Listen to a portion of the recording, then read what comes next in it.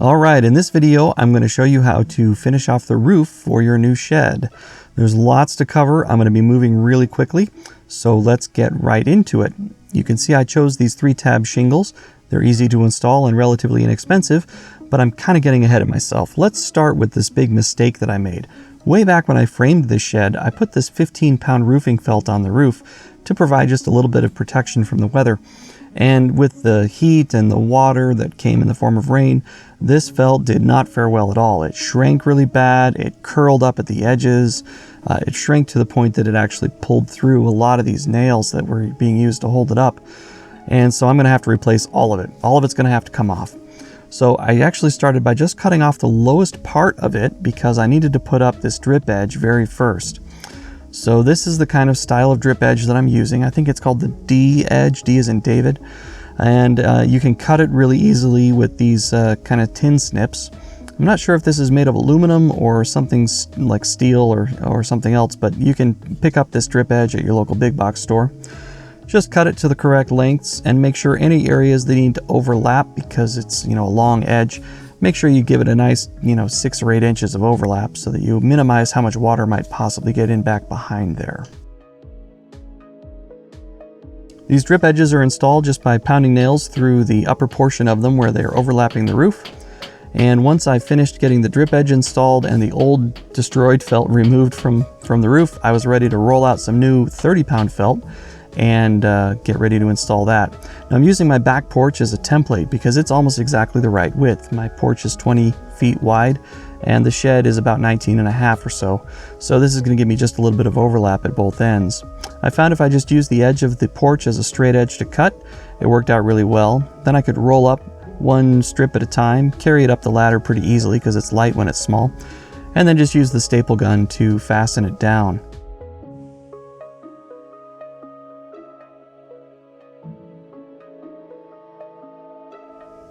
Now here's a quick tip. If you have any friends who aren't really afraid of heights and who don't mind being paid in cool, refreshing beverages, I highly recommend you see if you can get an extra set of hands to come help install a roof. It really goes faster with somebody else there to help.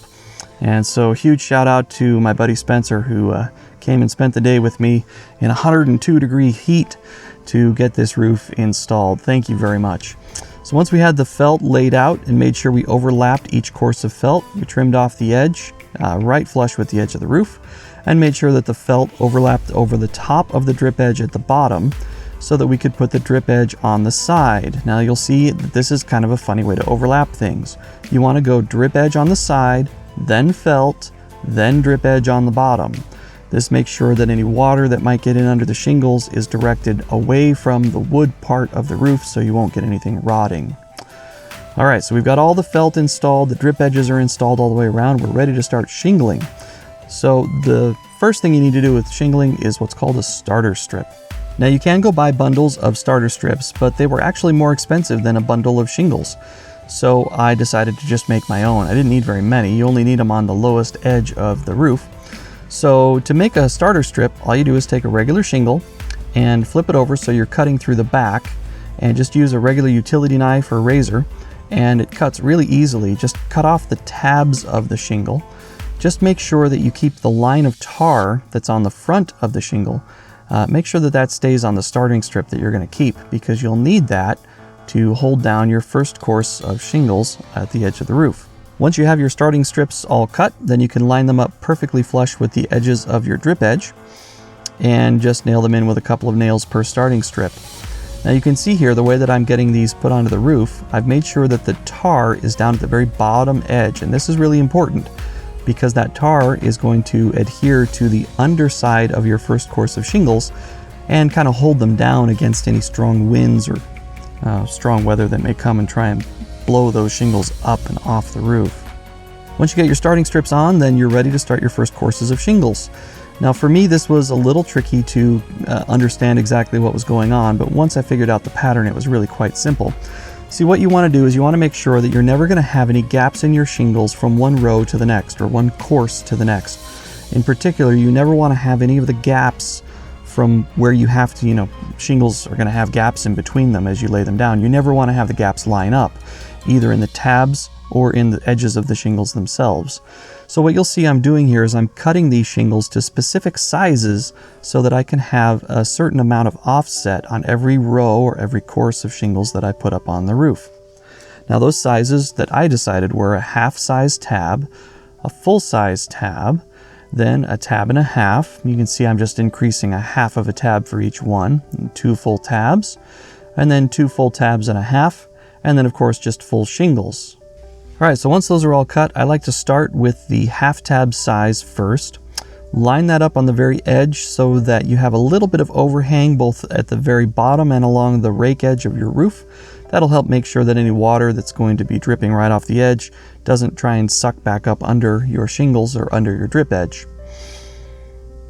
Secure them down with nails right above the tar line, and I like to put nails at each end and then in line with each of the tab cutouts, I guess, in each of the shingles. So you start with that half tab size, and then to the right of that I put a full size shingle, and then directly above that I put another full size shingle that's been offset by the half tab. Then I can do the 2.5, then the 2, then the 1.5, and then the 1, and then the half. And that gives you a nice kind of a stair-step kind of pattern that helps make sure that any water that's going to come down from the top part of the roof all the way down is never going to meet a crack that'll get it down to where it can get into your felt or down into the wood that is the substrate under your roof. Hopefully all of that explanation makes sense. Here's a little bit better angle that shows this kind of pattern that I like to use for starting each of my courses. And this will just make sure that every single row is going to be offset the entire length of the roof, and I don't have to worry about any of my seams overlapping. And once you get this first couple of rows figured out, the rest goes very, very quickly because now it's all just full sheets of shingles. And again, it's really helpful to have another set of hands here to help. You can get 2 people up on ladders, and you can, have one person handing you shingles, one person nailing. It goes very, very quickly that way. So the 2 of us working together knocked this part out in just a couple of minutes. And as Spencer went and finished off this course here, I went and grabbed the first of my roof jack mounts. Now these are a special safety tool that I'm using because my roof is very, very steep. This is a 10-12 pitch roof, which means for every 1 foot of horizontal travel, it goes up by 10 inches, which is pretty darn steep. It's steep enough you really can't stand on it. So I purchased these roof jacks on Amazon, and what you do is you pound them into one of the studs or the joists of your roof with these sinker nails, and then you can stretch a 2x6 all the way across the entire length of the roof, and then you put another sinker nail into the end of the 2x6 to hold it into these brackets, and now you've got somewhere that you can actually climb right up on top of and stand on and walk back and forth on the roof. This makes it much, much safer and much easier to work when you're up on a roof, and I recommend that for any roof that is like a 412 or steeper roof. Here's a little better shot of how these are installed. You can see they go right up underneath the shingle there, and in a minute here I'll show you how you take them back out. When you're done, you'll never even know that they were there. It's a fantastic little tool, and I strongly recommend it if you're going to be doing any kind of roofing on anything that is steep enough that there's any question of whether or not you'll be able to stand up there safely. You can see how easy it made it for Spencer to run back and forth on the roof and finish throwing up the rest of these courses of shingles. As he was finishing that, I came along with some roofing tar and a caulking gun, and used that to kind of glue down or tar down these edge pieces. I do have some wind that's going to come horizontally across this shed, and I wanted to make sure that none of these edge shingles were ever going to get lifted up by the wind and blown away. So that'll just help seal them. Back to the roofing jack. Once we're done using it, you just pull out the nails, pull down your 2x6, pound the roofing jack stands themselves out from the nails that were holding them down, flip that shingle back up and pound those nails the rest of the way in. They can stay in the roof. That doesn't hurt anything at all. Flip your shingle down and you're done. Nobody fell, nobody got hurt. Call that a win. Okay, with all my regular courses of shingles done, it's time to put on the ridge cap. Now, the ridge caps are special shingles you can buy again as specially formed ridge cap shingles, or you can just cut them yourself out of some of the scraps of shingles you're going to have. I found it was fastest to just lay out a full shingle and cut them in the pattern you can see here. It's kind of like a trapezoid where you just cut triangles out between each of the tabs, and you wind up with this shape that works perfectly as a roof cap. Alright, so once you have the ridge caps all cut, then it's just a simple matter of lining up the very first one with the topmost row of shingles that you've already got up there. Put a couple of nails in, and then I like to use a little spacer block that's been pre-cut to whatever size reveal I want for each of the shingles, and just use that to make sure that you get consistent spacing between each one, because if you kind of try and eyeball this, it might look a little messy. One thing I do wish is that my ridge caps would have come down just a little farther so that I didn't have the top course of shingles quite so close. Oh well, live and learn. I don't have to look at the top of my shed roof all the time. And they do certainly overlap plenty to keep the water and the wind out. So putting these ridge caps on is a really fast process. When you get to the very end, all you got to do is cut off the kind of the triangular shape of the back of the ridge cap with the tar on it, and then put your own tar underneath your last little piece, put a couple of nails through it, and then cover those nail heads with tar. And then you are completely finished. This roof is totally installed and should last a good 20 or 30 years. I appreciate you watching. I hope you've learned a little something. I'm sorry I had to go so fast on this one. There was so much to cover, but I appreciate you sticking with me this long.